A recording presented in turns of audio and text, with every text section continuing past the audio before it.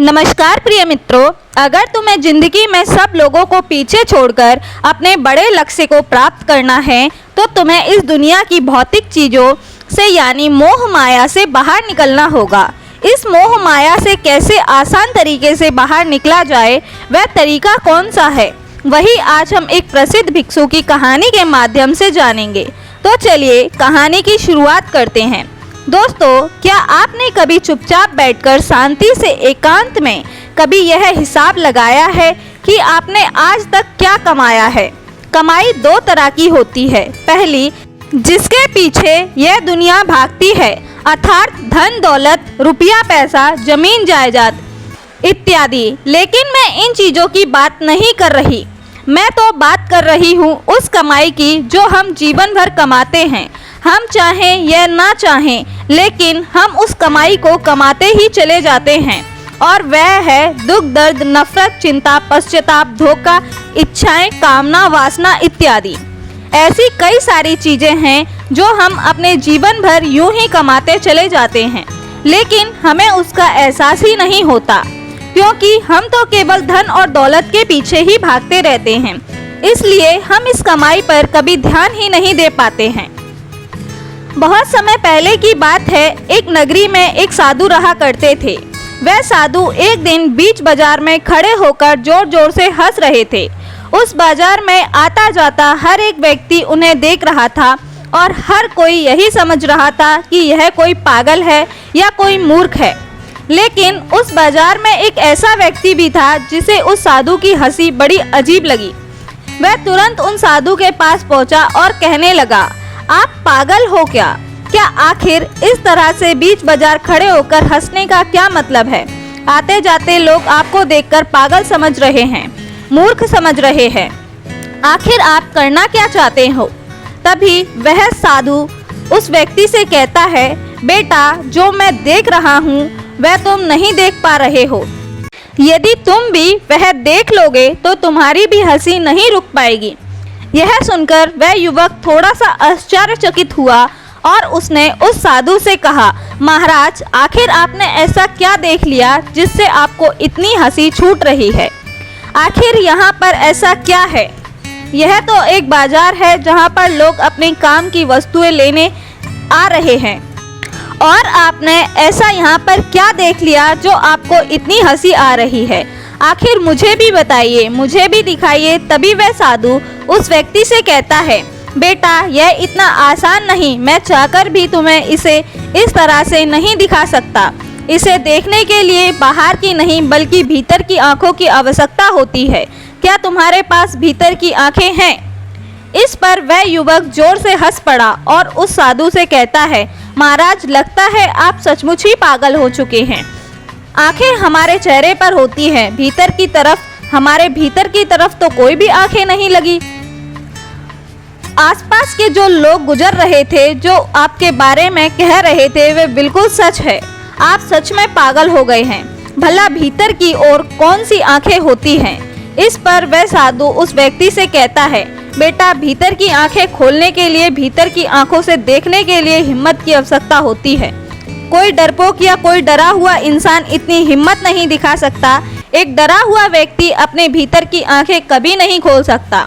जब उस साधु ने यह बात कही तो उस व्यक्ति को बहुत बुरा लगा। उसके अहंकार को चोट लगी और वह थोड़ा सा क्रोधित होकर उस साधु से कहता है, अच्छा, अगर यही बात है तो बताओ मुझे, मैं कौन से अपने भीतर की आंखें खोल सकता हूँ? मैं तुम्हें अपने भीतर की आंखें खोलकर ही दिखाऊंगा। उस व्यक्ति की यह बात सुनकर वे साधु और जोर जोर से हंसने लगे, और हंसते हंसते वे इतना लोटपोट हो गए कि जमीन पर ही गिर पड़े। और यह सब कुछ आसपास के लोग देख रहे थे। तभी उनमें से एक व्यक्ति उस व्यक्ति से कहता है, भाई, इस पागल के चक्कर में क्यों पड़ते हो? जाओ और अपना काम करो। यह तो मूर्ख पागल है। इसका तो यह हर रोज का काम है। हर रोज यह बाजार में आता है और इसी प्रकार जोर जोर से हंसता है। तुम जाओ और अपना काम देखो। वह व्यक्ति उस दूसरे व्यक्ति की बात मान जाता है और अपने घर की ओर आगे बढ़ने लगता है। तभी साधु पीछे से जोर से चिल्लाकर कहता है, बेटा, यह इतना आसान नहीं है। लोग ऐसे ही आते हैं और चले जाते हैं। अंदर की आंखें खोलने के लिए हिम्मत चाहिए। तुम जैसे डरपोक लोग यह काम कभी नहीं कर सकते। उस युवक ने यह सब बात सुनी तो उसके भीतर एक गहरी चोट लगी। उसे एक गहरा आघात हुआ और तुरंत दौड़ पड़ा, उन साधु के पास पहुंचा और कहने लगा, बताओ आखिर ऐसा कौन सा काम है, कैसे भीतर की आंखें खोली जाती हैं। मैं पूरी मेहनत करूंगा, लगन और मेहनत के साथ मैं अपनी भीतर की आंखें खोलकर ही दिखाऊंगा। मैं कोई डरपोक नहीं हूँ जो मैं यहाँ से चला जाऊँ। तो मुझे बताओ आखिर मैं अपने भीतर की आंखें कैसे खोल सकता हूँ। यह सुनकर वह फकीर एक बार फिर से हंसने लगा और उस व्यक्ति से कहता है, बेटा इसके लिए तुम्हें मेरे साथ रहना होगा, मेरे साथ उठना बैठना होगा और जो मैं कहूँ वह तुम्हें सब कुछ करना होगा। क्या तुम कर सकोगे? वह व्यक्ति अत्यंत क्रोधित था। उसने उस साधु से कहा, आप जो कहेंगे मैं वैसा ही करूँगा, लेकिन मुझे यह बताइए कि मेरे भीतर की आंखें मैं कैसे खोल सकता हूँ। आप जैसा कहेंगे मैं वैसा करने के लिए तैयार हूँ। इन सब की फिक्र आप ना करें। इतना कहकर वह साधु वहाँ से उस युवक को आश्रम की ओर चलने को कहता है और वे दोनों आश्रम की ओर चल पड़े। अब वह व्यक्ति उन गुरु के साथ आश्रम में ही रहने लगा। एक दिन वह साधु उस युवक से कहता है, चलो जाकर झोपड़ी की सफाई करो और उसके बाद जाकर मेरे लिए भिक्षा मांग कर लाना। उस भिक्षा से मेरे लिए भोजन पकाना और याद रखना, अब से प्रतिदिन तुम्हें यह काम करना ही होगा। और मेरी एक बात और याद रखना कि तुम मुझसे कोई सवाल मत पूछना। वो युवक चुपचाप उन साधु की बात मान लेता है और अब से वह हर रोज झोपड़ी की सफाई करता है। हर रोज वह भिक्षा मांग कर लाता है, भोजन पकाता है और उन साधु को दे देता है। लेकिन जब भी वह व्यक्ति भिक्षा मांगने बाहर की ओर जाया करता तो उसके मित्र, उसे सगे संबंधी सब उसे मिलते तो वह उससे कहते कि तुम कहाँ उस पागल के चक्कर में पड़ गए हो। वह तो पागल है, वह तो अपना जीवन यूं ही काट रहा है, लेकिन तुम भी उसके साथ लग गए हो। क्या तुम्हें थोड़ी भी अक्ल नहीं है? तुम इतने बड़े बेवकूफ़ हो चले हो। क्या तुमने कुछ भी समझ नहीं आता है? वह साधु तुम्हारा इस्तेमाल कर रहा है। वह अपनी ज़िंदगी यूं ही व्यर्थ बर्बाद कर चुका है और तुम इस तरह से अपनी ज़िंदगी बर्बाद मत करो। तुम्हारे घर वाले तुम्हारा इंतज़ार कर रहे हैं। लेकिन वह युवक उन सभी को मना कर देता है और कहता है, मैं अब अपने भीतर की आंखें खोलकर ही वापस लौटूंगा। ऐसे ही कई दिन बीत गए, जिनके बाद महीनों के बाद साल, लगभग कई वर्ष बीत गए, लेकिन अब तक उस युवक को कुछ भी ज्ञात नहीं हुआ। वह अब थक हार कर रोज उस झोपड़ी की सफाई करता, भिक्षा मांगता, कुछ उससे मिलता तो वह अपने गुरु के लिए उसका भोजन तैयार करता। देखते ही देखते उसके मन में अत्यंत क्रोध उत्पन्न होने लगा और वह एक दिन उसके सब्र का बांध भी टूट गया और वह साधु से कहता है, लगता है आपके बारे में सब सच ही कह रहे थे। आप केवल मेरा इस्तेमाल कर रहे हैं, मेरा फ़ायदा उठा रहे हैं। देखते ही देखते 1 साल बीत चुके हैं और मैंने आपके लिए वह सब कुछ किया जो आप मुझसे कहते हैं, लेकिन अब तक मुझे आपने एक बार भी नहीं बताया कि आखिर मैं अपने भीतर की आंखें किस तरह से खोल सकता हूँ। तभी वह साधु चुपचाप होकर उस व्यक्ति को ऊपर से नीचे तक बड़े ध्यान से देखता है और फिर उसकी आंखों में आंखें डालकर उस व्यक्ति से कहता है, बेटा 1 साल बीत चुका है और मैं इसी दिन का इंतजार कर रहा था कि आखिर तुम कब मुझसे यह सवाल करोगे। अब तुम यह सीख सकते हो कि तुम अपने भीतर की आंखें कैसे खोल सकते हो, क्योंकि भीतर की आंखें ऐसे ही तो खुलती हैं। तभी वह युवक कहता है कि आंख आखिर कैसे खुलती है, मैं समझा नहीं। तभी वह साधु उस व्यक्ति से कहता है, बेटा बिल्कुल ऐसे ही। तभी वह व्यक्ति उस साधु से कहता है, लगता है आप सचमुच पागल हो चुके हैं और मुझे भी पागल बनाना चाहते हैं। यदि आपको कुछ याद नहीं है तो आप मुझे इस तरह से क्यों बहका रहे हैं? मुझे तो लगता है कि आप भी इसके बारे में कुछ नहीं बता सकते। आप केवल लोगों को मूर्ख बनाना जानते हैं, उनका इस्तेमाल करना जानते हैं और अब तो मैं भी अपने नज़रों में गिर चुका हूँ, क्योंकि मैंने आपकी बातों पर भरोसा किया। धीरे धीरे मैंने अपने 1 वर्ष आपको समर्पित कर दिए, लेकिन आज मुझे यह लगता है कि मैंने यह फैसला लेकर बहुत बड़ी गलती कर दी। तभी वह साधु उस युवक से कहता है, नहीं बेटा, ऐसा नहीं है।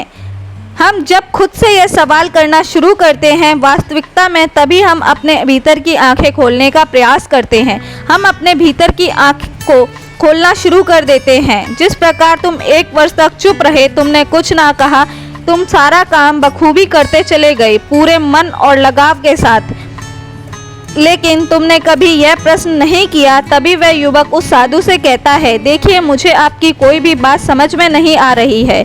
यदि आपको मुझे कुछ बताना है तो साफ साफ और स्पष्ट तौर से बताइए। आप ही ने तो मुझसे कहा था कि मुझसे कोई सवाल मत करना, तो फिर मैं भला आपसे कोई सवाल क्यों करूँगा। तभी वह साधु उस व्यक्ति से कहता है, बेटा इस दुनिया में हर कोई यही तो कहता है, मेरी यह बात मान लो, मेरी यह बात सुन लो और उसके बाद मुझसे कोई सवाल मत करना, क्योंकि मैं तुम्हारे सवाल का जवाब नहीं दूंगा। क्या तुम्हें समझ आया? लेकिन हमने तो यह अपने विवेक का इस्तेमाल करने के लिए कहा। हमें सुनना चाहिए, समझना चाहिए, बातें भी माननी चाहिए, लेकिन उसी के साथ में एक सवाल भी करना आवश्यक है। तभी वह युवा कहता है, लगता है आपको कोई भी ज्ञान नहीं है। आप मुझे केवल तरह तरह की बातों में फंसाते चले जा रहे हैं, तरह तरह की बातों में घुमा रहे हैं, ताकि मैं अपने इस विषय से भटक जाऊं और आप मेरे ऊपर एक बार फिर से काबू पा सकें। मुझे नहीं लगता कि आपको तनिक भी ज्ञान होगा कि आखिर यह भीतर की आंखें किस प्रकार खुलती है, और मैं बेवकूफ़ 1 वर्ष से आपके साथ यूं ही बीता चला जा रहा हूं, बिना कुछ कहे, बिना कुछ सुने और बिना कोई सवाल किए। मेरा 1 वर्ष तो यूं ही व्यस्त चला गया। उस व्यक्ति की यह बात सुनकर वह साधु मुस्कुराने लगे और युवक से कहते हैं, बेटा तुम एक काम करो, तुम एक पुस्तक ले लो और उसमें लिखो अपने सारे दुख, दर्द, इच्छाएं, कामना, वासना एवं नफरत, जलन, दोष, जीवन की नीरसता और जितने भी प्रकार के दुख और समस्याएं तुम्हारे जीवन में हैं, तुम उसे लिख लो और उसके बाद वह जब पूरी हो जाए तब तुम मेरे पास आना। वह युवक उन साधु की बात मानने को तैयार नहीं था, लेकिन उसका मन कहीं ना कहीं उस साधु की बात पर यकीन करता था। इसलिए उस युवक ने उन साधु की बात मान ली। उसने एक पुस्तक ली और उस पुस्तक के अंदर अपनी सभी दुख, दर्द, कामनाएं, इच्छाएं, वासनाएं, जलन और भी सभी प्रकार की समस्याएं, सभी प्रकार के दुख जो उसके जीवन में थे, वह लिखना शुरू कर दिया। और वह लिखते लिखते उसके करीब 1 सप्ताह लग गया। वह सोच समझकर पुस्तक में वह सारी बातें लिखता जा रहा था, और जब वह लिख गई तब उस युवक को लगने लगा कि उसने सब कुछ उस पुस्तक में लिख दिया है। तब वह उस पुस्तक को लेकर उन साधु के पास पहुंचा और उन साधु से कहता है, यह लीजिए महाराज, जैसा आपने कहा था मैंने बिल्कुल वैसा ही किया है। मैंने अपने जीवन के सारे दुख, दर्द, सभी प्रकार की चिंताएं, सभी प्रकार के डर, सारी इच्छाएं, कामनाएं, वासनाएं एवं सब इस पुस्तक में लिख दी है। तभी वह साधु बड़ी ही अचरज के साथ उस युवक से कहता है, क्या जो कुछ तुमने इसके अंदर लिखा है वह सब कुछ लिख दिया है? सोच लो, कहीं तुम कुछ भूल तो नहीं रहे। इस पर वह युवक कहता है, नहीं नहीं महाराज, मैंने बहुत सोच समझकर इस पुस्तक में वह सारी चीज़ें लिखी हैं जो मेरे जीवन में दुख और तकलीफ उत्पन्न कर रही हैं। इसी कारण से तो मुझे 1 सप्ताह लग गया इसे पूरा लिखने में। यह सुनकर वह साधु कहता है, बहुत बढ़िया, अच्छा अब ठीक है, अब तुम्हें मेरे लिए एक और काम करना होगा। जो कुछ भी तुमने इस पुस्तक में लिखा है, क्या वह सच है? इस पर वह व्यक्ति कहता है, हाँ बिल्कुल सच है। जो मैंने अपने जीवन में महसूस किया है, जो दुख, तकलीफ़ें, चिंताएं मुझे लगता है कि मेरे जीवन में हैं, मैंने बिल्कुल वही चीज़ें लिखी हैं। तभी वे साधु उस युवक से कहते हैं, तो ठीक है, इस पुस्तक में जो कुछ भी लिखा है तुम उसे अपने जीवन से निकाल फेंको। उसके बाद शांत बैठकर एकांत से यह सोचो कि इसके बाद तुम्हारे जीवन में क्या बचा है। जब तुम इसका जवाब ढूंढ लोगे तब तुम मेरे पास आना। उस युवक ने उन साधु की बात एक बार फिर से मान ली। वह पुस्तक लेकर वापस चला गया। वह वापस नहीं लौटा। देखते ही देखते करीब 2 सप्ताह बीत चुके, लेकिन अब तक वह लौटकर नहीं आया। एक दिन वह फकीर फिर से उसी बाजार में जाकर खड़े हो गए और हंस रहे थे। तभी अचानक वह युवक भी वहां पर आकर खड़ा हो गया और वह भी जोर जोर से हंसने लगा। तभी वह साधु उस व्यक्ति से कहते हैं, क्या हुआ बेटा, क्या तुम्हारे भीतर की आंखें खुली? इस पर कोई युवक कहता है, हाँ महाराज, मेरे भीतर की आंखें खुल चुकी हैं और अब मैं सब कुछ साफ साफ देख पा रहा हूँ। यह दुनिया बड़ी पागल है, मूर्ख है, व्यर्थ की चीज़ों के पीछे भागती जा रही है और मुझे हंसी तो इस बात पर आ रही है कि मैं कभी इस पागल दुनिया का एक हिस्सा था। तभी वह साधु उस युवक से कहते हैं, उस पुस्तक में जो भी कुछ तुमने लिखा था, क्या उसे अपने जीवन से निकाल फेंका? क्या उसे अपने जीवन से हटाकर तुमने अपने जीवन की तरफ ध्यान दिया, उसे देखा? इस पर वह युवक कहता है, हाँ महाराज, जैसा आपने कहा था मैंने बिल्कुल वैसा ही किया। मैंने उन सब चीज़ों को अपने जीवन से हटाया, उसके बाद अपने जीवन को शांतिपूर्वक देखना शुरू किया। तब मुझे एहसास हुआ कि इन सभी के अलावा हमारे जीवन में कुछ नहीं था। यह वही चीज़ें हैं जिसके लिए एक व्यक्ति, एक इंसान जीवन भर भागता रहता है। आपने सभी दुखों से मुक्त होने के लिए, अपनी सभी इच्छाओं को पूरा करने के लिए, अपनी सभी वासनाओं की पूर्ति के लिए, और इसी कारण वह अपने जीवन भर भागता रहता है, चिंताओं से ग्रस्त रहता है। वह इन सभी से छुटकारा चाहता है, पर इन सबको जब मैंने हटाकर देखा तो जीवन में कुछ बचा ही नहीं। अफसोस तो इस बात का है कि मैंने इस चीज़ को पहले अनुभव क्यों नहीं किया, क्योंकि यही वह चीज़ें हैं जो हमारे जीवन को चलाती हैं। वास्तविक तौर पर हमारा अपने जीवन पर कोई हक नहीं होता, और तो और हम जीवन भर केवल यही कमाते रहते हैं, लेकिन इनमें से कोई भी चीज़ जीवन नहीं है, और हम मूर्ख अपनी कीमती जीवन गंवाकर इन व्यर्थ की चीज़ों को कमाते रहते हैं। और आखिर में क्या होता है? हमारे पास कुछ नहीं बचता। हमारा जीवन मानो एक सड़े फल की तरह हो जाता है। जिस प्रकार एक सड़ा हुआ फल किसी काम का नहीं होता, ठीक वैसे ही हमारा जीवन भी किसी काम का नहीं रह जाता। उस युवक की ये सारी बातें सुनकर वह साधु यह समझ चुके थे कि इस युवक ने अपने भीतर की आंखें खोल ली हैं और वह सब कुछ सच सच साफ साफ देख पा रहा है। दोस्तों, क्या आपने अपने जीवन को कभी शांतिपूर्वक देखने का प्रयास किया है? जरा सोचिए, आपका जीवन इनके बिना क्या है? चिंताओं के अलावा, दुख दर्द के अलावा, लालच लोभ के अलावा, काम वासना, इच्छा और दोष जलन, इन सभी के अलावा यदि इनमें कोई भी चीज़ आपके जीवन में ना हो तो आपके जीवन में क्या बचेगा? हम तो जीवन भर इन चीज़ों से नफरत करते हैं, लेकिन फिर भी यह चीज़ें हमारे जीवन में हमेशा मिलती रहती हैं और हम इनसे पीछा छुड़ाने के लिए जीवन भर भागते रहते हैं। और हम यह भी चाहते हैं कि हमारा पीछा इनसे छूट जाए ताकि हम आनंदित और सुख में जीवन व्यतीत कर सकें। आंखें बंद कीजिए और एक पल के लिए यह सोचिए कि इन सभी के बिना आपके जीवन में क्या बचेगा।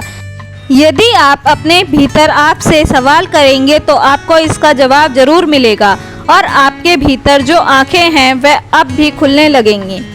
आप सच को भली भांति जान पाएंगे, उसे देख पाएंगे, उसे समझ पाएंगे।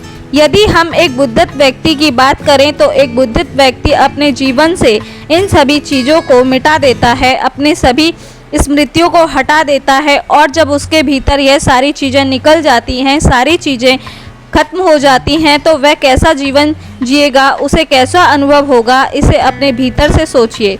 और अगर आप यह सब कुछ नहीं सोच पा रहे हैं, यह सब कुछ नहीं समझ पा रहे हैं, तो आप एक छोटा सा काम कीजिए, अपनी आंखें बंद कीजिए और पल भर के लिए सब कुछ भूल जाइए। अपने सपने, दुख दर्द, चिंताएं, फिक्र, समस्याएं, सब कुछ भूलकर अपने हाथ में अपने दूसरे हाथ को स्पर्श कीजिए और अपने हाथ को महसूस कीजिए। अब आपको कैसा लग रहा है? कुछ ऐसा जैसे मानो आपने आज तक महसूस ना किया हो। ठीक इसी प्रकार हमारा जीवन भी है।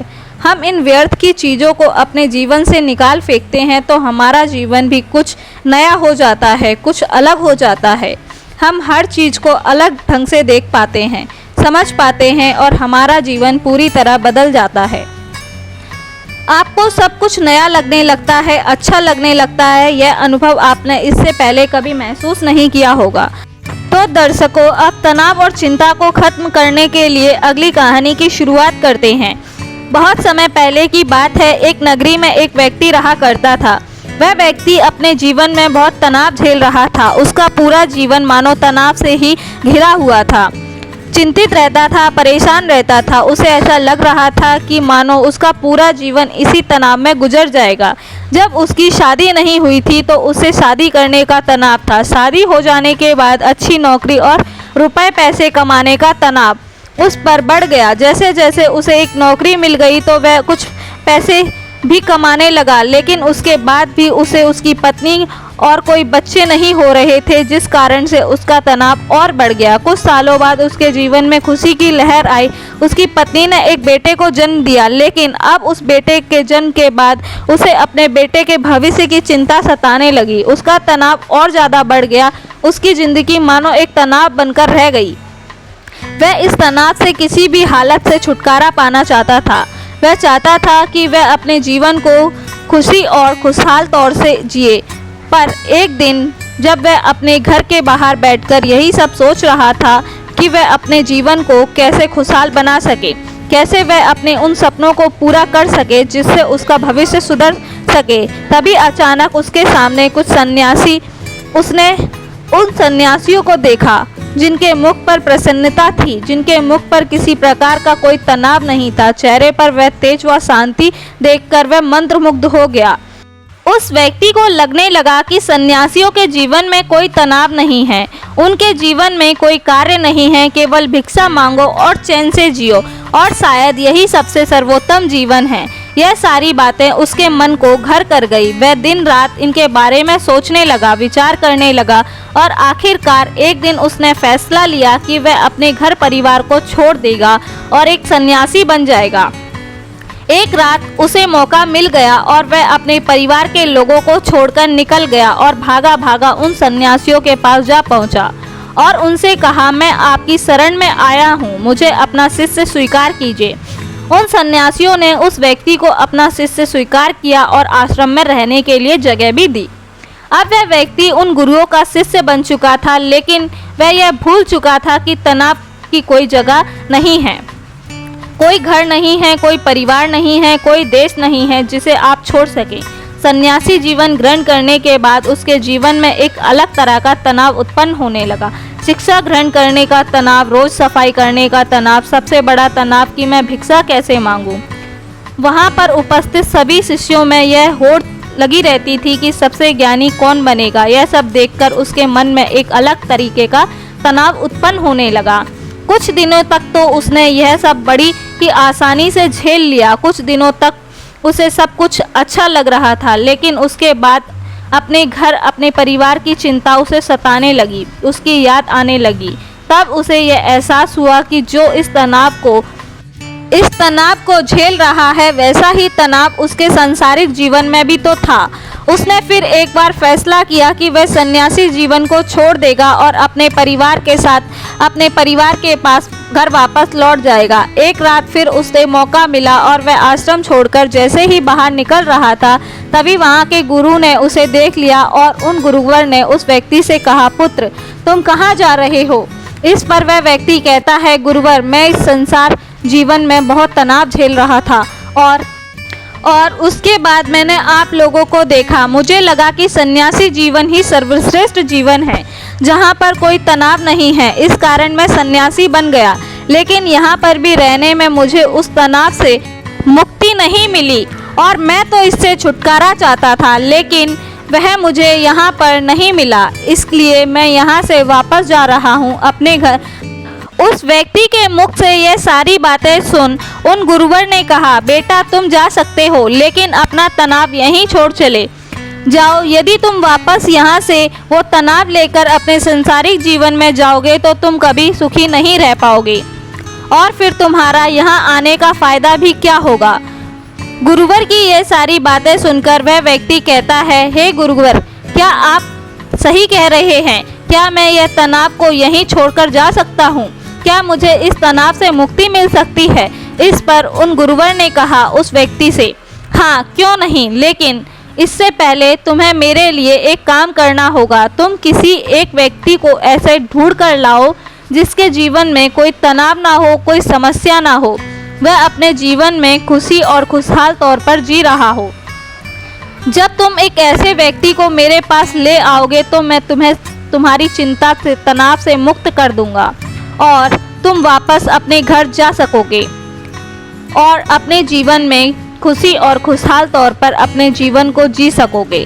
गुरुवर की यह सारी बातें सुनकर वह व्यक्ति बड़ा ही प्रसन्न हुआ और एक ऐसे व्यक्ति की तलाश में निकल पड़ा जिसका जीवन खुशी और खुशहाली से बीत रहा था, जिसके जीवन में कोई तनाव ना हो, जिसके जीवन में कोई चिंता ना हो।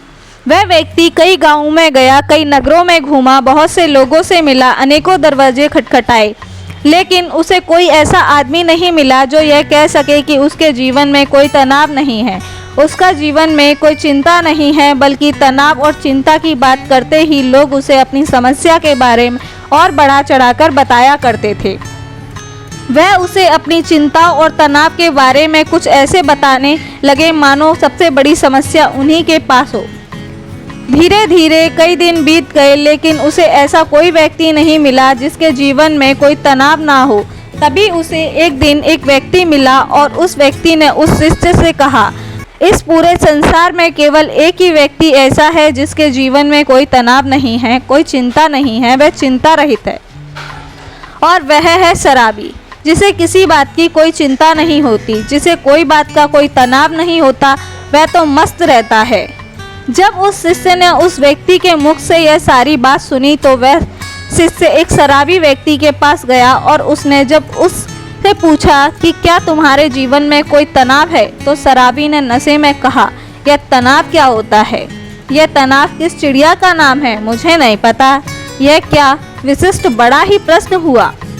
उसे लगा कि उसे अब वह व्यक्ति मिल चुका है जिसके द्वारा वह चिंता मुक्त हो सकता है। तभी उस शराबी ने उस शिष्य से कहा, मुझे तो बस एक ही बात की चिंता सताती रहती है कि अगली सुबह की मदिरा का इंतजाम कहाँ से करूँ। मेरे पास जो तन था वह तो मैंने खर्च कर दिया। मेरी पत्नी के पास जो धन था वह मैंने उससे छीन लिया। अब मेरे पास कोई धन नहीं बचा। क्या तुम्हारे पास कोई धन है? ये सब उस शिष्य की हिस्से की सारी खुशी मानो पल भर में गायब हो गई और धीरे धीरे रात हो चुकी थी। वनराज हताश होकर एक मंदिर में जाकर बैठा। तभी वहां पर एक छोटा सा लड़का आया और उस लड़के ने उस शिष्य से कहा, हे गुरुवर, मुझे जोरों की भूख लगी है, क्या आपके पास खाने के लिए कुछ है? इस पर वह शिष्य कहता है, इतने छोटे से बालक हो और तुम्हें अभी से चिंता सता रही है तो बड़े होकर तुम्हारा क्या हाल होगा।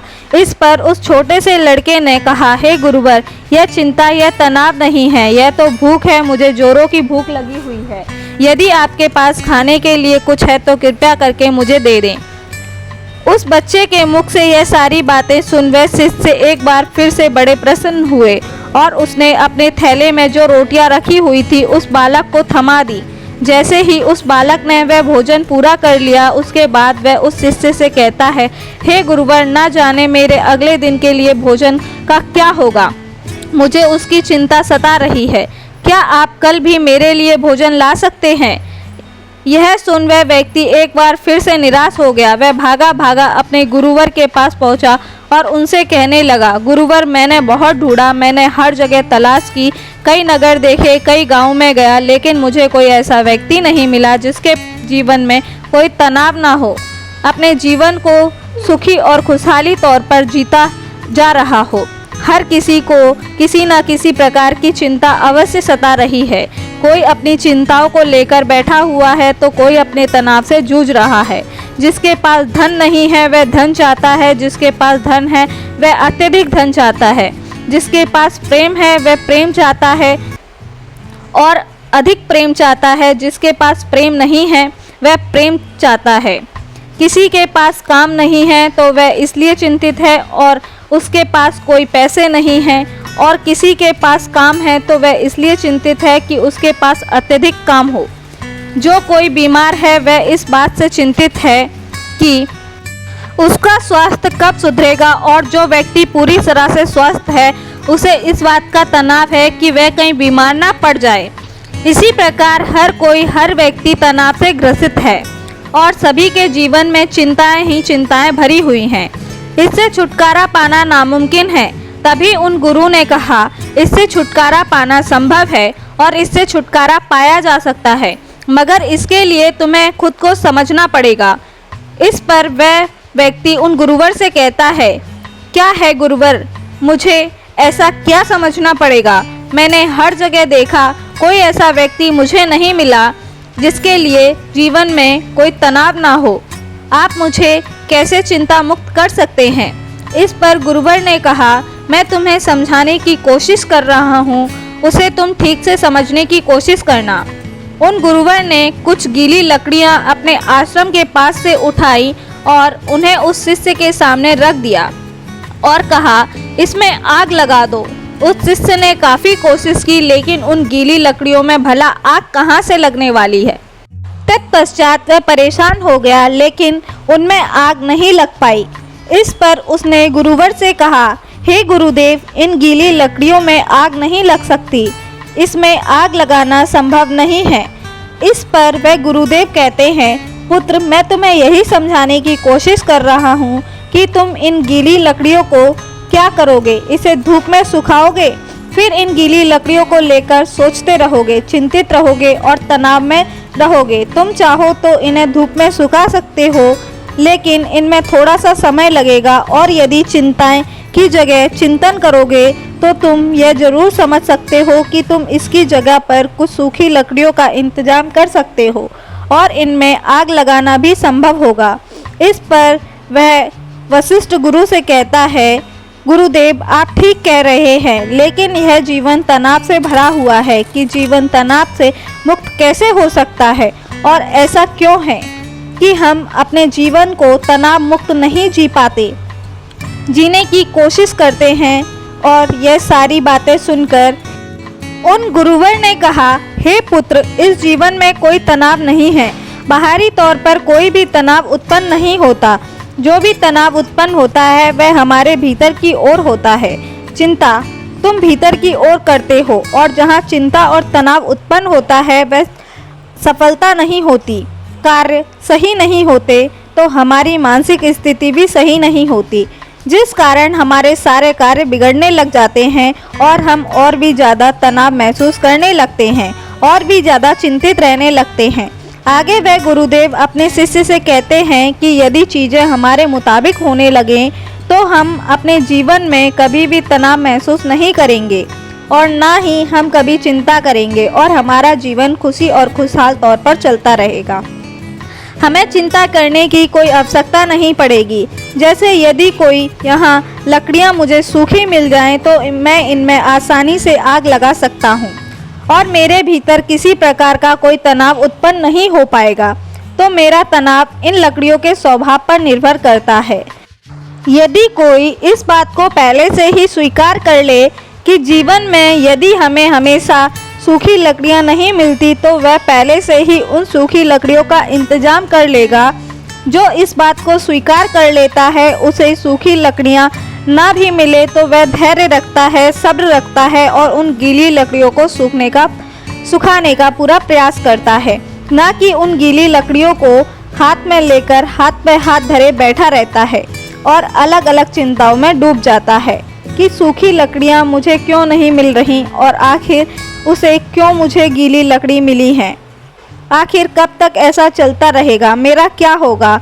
हमेशा मेरे साथ ही ऐसा क्यों होता है? इस तरह की सोच रखने वाले लोग हमेशा तनावग्रस्त रहते हैं, चिंतित रहते हैं और अपने जीवन को कभी भी खुशी और खुशहाल तौर पर नहीं जी पाते।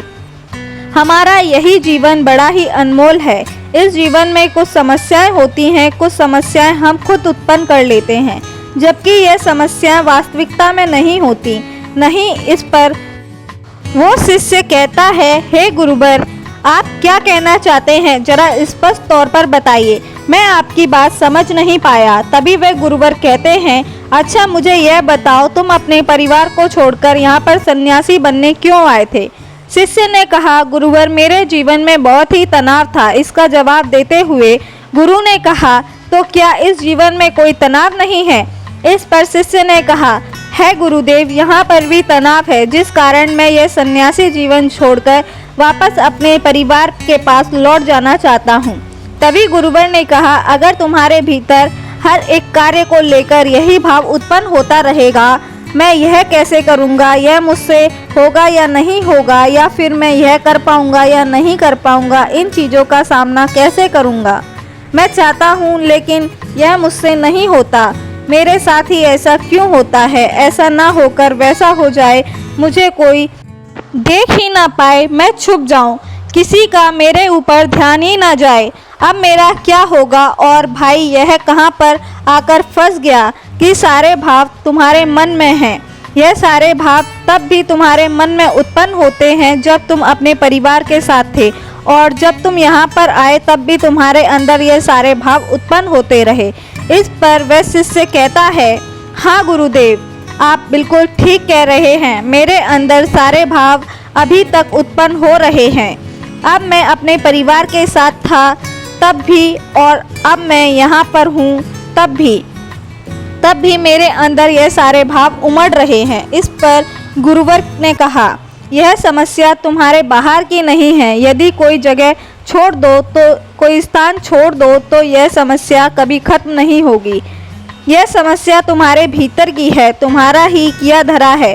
तुमने बेवजह ही अपने मन में एक तनाव बना रखा है, क्योंकि तुम्हें कल्पना में जीना अच्छा लगता है, काल्पनिक सोच रखना अच्छा लगता है।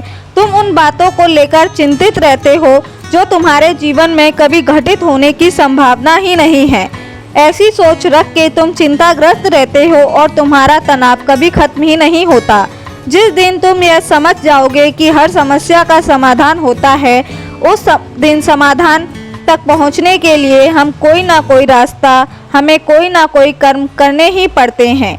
उन कर्मों का एक परिणाम भी होता है, तो उस दिन तुम्हारे जीवन में कोई तनाव नहीं रहेगा, तुम चिंता रहित हो जाओगे। इस पर वह शिष्य कहता है, हाँ गुरुदेव, आप बिल्कुल सही कह रहे हैं। जब मैं यहाँ पर आया था उससे ठीक पहले मुझे एक छोटा सा बालक मिला था।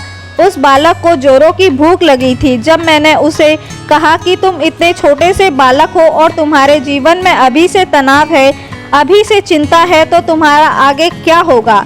इस पर उस बालक ने यह जवाब दिया था, हे गुरुवर, तब मैं यह बात समझ नहीं पाया था कि समस्या तो भूख है, तनाव और चिंता की कोई समाधान नहीं है, लेकिन भूख का समाधान अवश्य हो सकता है। मित्रों, क्या आप भी अपने जीवन में किसी प्रकार की चिंता और तनाव से जूझ रहे हैं? क्या आप भी छोटी छोटी बातों को लेकर हजार तरह के विचार उत्पन्न कर लेते हैं और उन विचारों को लेकर चिंतित रहते हैं? ऐसे नकारात्मक विचार जो कभी आपके जीवन में घटित ही नहीं हो सकते, ऐसे विचार जो आपके मन में ही पलते रहते हैं, ऐसे नकारात्मक विचार, नकारात्मक बातें आप अपने दिमाग में बढ़ाते रहते हैं, तो इन विचार का क्या लाभ है? क्या आपको कभी लगता है कि आपके जीवन में समस्याएं हैं और उसका समाधान नहीं मिल रहा? क्या आपको भी यही लगता है कि आपके साथ ऐसा क्यों हो रहा है? तो मित्रों, केवल एक समस्या का समाधान ढूंढिए, उन हजारों विचारों का नहीं, क्योंकि वह हजारों विचार आपके बनाए हुए एक काल्पनिक विचार हैं। वह आपको कभी भी आगे नहीं बढ़ने देंगे, आपसे बस यही कहेंगे कि यह आपसे नहीं हो पाएगा, और आप उनकी बातें मान लेते हैं। इसलिए उन नकारात्मक विचारों को दूर रखिए और अपनी समस्याओं का समाधान ढूंढिए, क्योंकि चिंता और तनाव मुक्त रहने का यही एकमात्र उपाय है कि आप अपनी समस्याओं का समाधान कीजिए, उसके लिए कर्म कीजिए और कर्म का फल आपको अवश्य मिलेगा। अन्यथा आपके जीवन में उन नकारात्मक विचारों में आप फंसे रह जाएंगे। आप अपने जीवन को कभी भी तनाव मुक्त या चिंता मुक्त नहीं बना सकते। तो दोस्तों, उम्मीद है कि आपने आज इस वीडियो से ज़रूर कुछ ना कुछ सीखा होगा। तो इस वीडियो को लाइक करें और अपने दोस्तों के साथ शेयर ज़रूर कीजिएगा, और हमें ऐसे ही सपोर्ट करने के लिए चैनल को सब्सक्राइब करें और घंटी बटन को जोर से दबा दीजिएगा। चलिए मिलते हैं इसी तरह की और वीडियो में, तब तक के लिए अपना ख्याल रखें। धन्यवाद दोस्तों। नमो बुद्धाय।